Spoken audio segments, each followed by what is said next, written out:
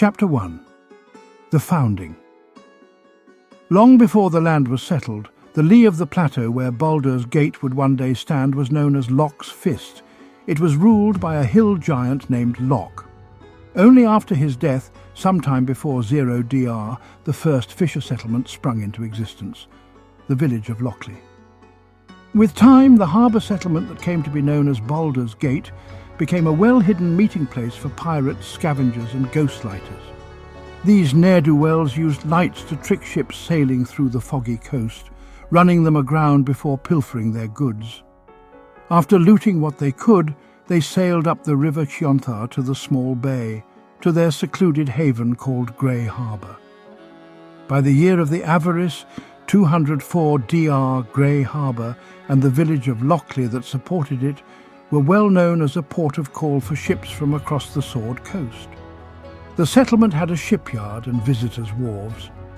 In olden times, the seafaring hero Balduran returned home to Grey Harbour from a voyage to the far-off continent of Anchorome, far beyond the elven isle of Evermeet. He had accumulated great wealth on this journey. After hiding some of his riches away in hidden caches, he ordered a great granite wall to be built for the protection of his home. Soon after, Balduran set sail on a second voyage to the continent and subsequently vanished, never to return. After Balduran vanished, local farmers took control of the wall's construction and used it to protect their own holds and farmsteads rather than the harbour. Nearby townsfolk and other outsiders flocked to the fledgling town for protection, and the hamlet swelled in size. The walled region of Grey Harbour came to be known as Old Town, while newly constructed buildings between the southern wall and the harbour were built in the portion thereafter known as Heapside. And by the year of the unblinking eye, 446 DR, the settlement was a city widely known as Baldur's Gate. Some scholars said that the name Baldur's Gate was already in existence sometime before the year of the late sun, 300 DR. Chapter 2. The Tax Revolt.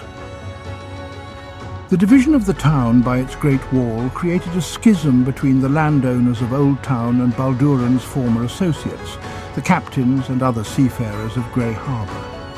The Old Towners taxed the carts coming north from the harbour through Baldur's Gate, which led to the ire of the seamen and their eventual refusal to pay.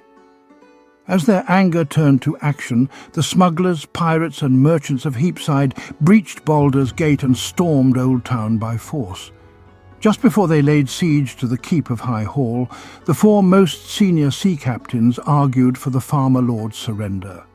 After a quick vote, a truce was struck between the two parties and the retired captains were installed as leaders, jokingly known as dukes of the rapidly growing city that was earnestly renamed Baldur's Gate. Chapter 3. Expansion.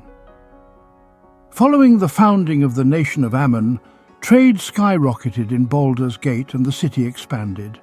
This propensity secured the renewed connection between Old Town, which came to be known as the Upper City, and Heapside, now called the Lower City. The fate of all Baldurian citizens were entwined as one, a significance that was reflected in the expanded construction of the city wall.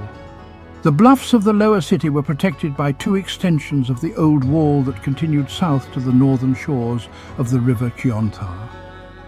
The city became the most powerful force in the Western Heartlands, and despite its neutrality, joined the Lord's Alliance. The city was only recorded to have been called upon by the Alliance once in the year of the Black Horde, 1235 DR, when the eponymous Legion of Orcs attempted to invade. They sent their top military general Eldrith to drive them off. While she achieved victory at first, she eventually betrayed Baldur's Gate and was killed in the marsh of Chilimba by Baldurian forces. Chapter 4. The 14th Century. The Flaming Fists began operating in Baldur's Gate in the early 14th century DR. In the year of the Banner, 1368 DR, the Bahalspawn Saravok Anchev orchestrated a major conspiracy to send the city to war with Ammon.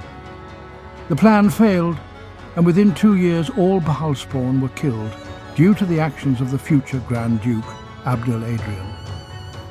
Later that year, the city was nearly overwhelmed by the scores of refugees that were displaced from their homes by the conflict surrounding the Shining Lady and her crusade.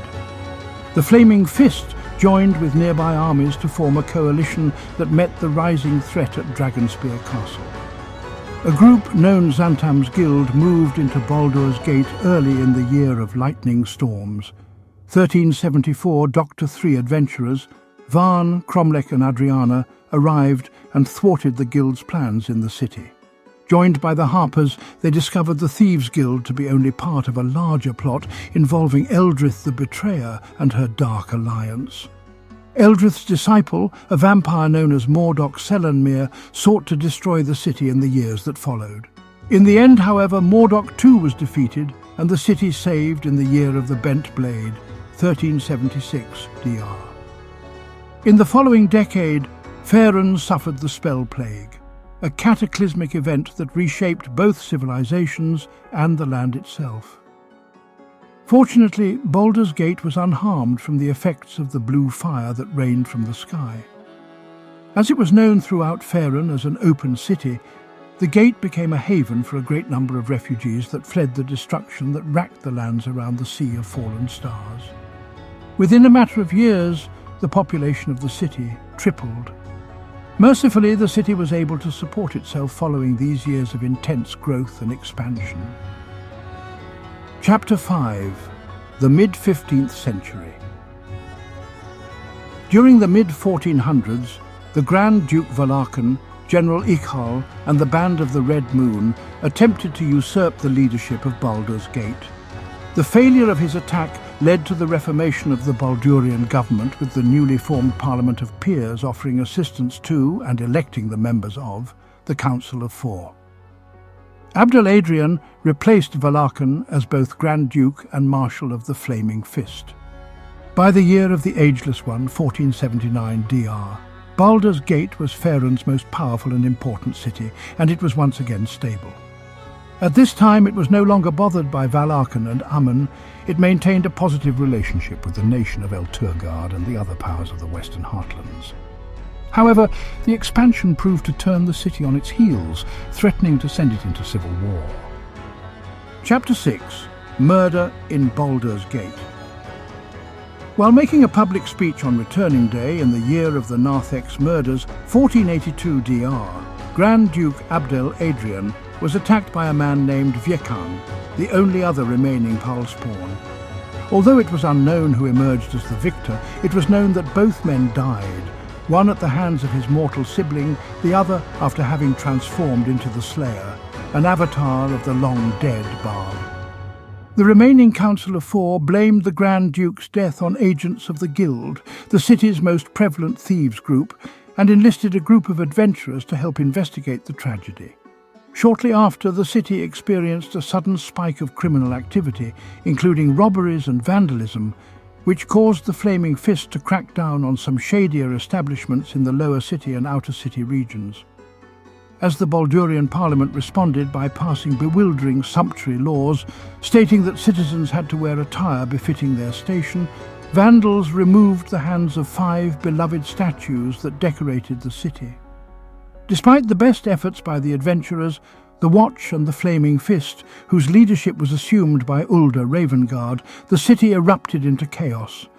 As city workers went on strike and the upper city was placed on a lockdown curfew at mid-afternoon, the merchant class of the lower city became incensed and unruly. As outer city residents protested against the city officials, petty vandalism escalated to arson and even kidnappings. In response, the free press of the city, known as Baldur's Mouth, was shut down, and the new leader of the Fist instituted a series of illegal tribunals. After a group of outer city residents clashed with a contingent of Flaming Fist soldiers in the district of Norchapel, riots erupted throughout the lower and outer city regions. After an explosion erupted in Bloomridge, the city was placed under martial law. The adventurers hired by the council discovered the chaos in the city was a result of the Grand Duke Torlin Silvershield's plot to destroy the corrupted Baldurian Parliament in a dramatic immolation of stockpiled smoke powder and sever the Guild's subversive influence over Baldurian officials. He revealed himself as the chosen of the reascended god of murder Baal before he was slain by the adventurers of Baldur's Gate.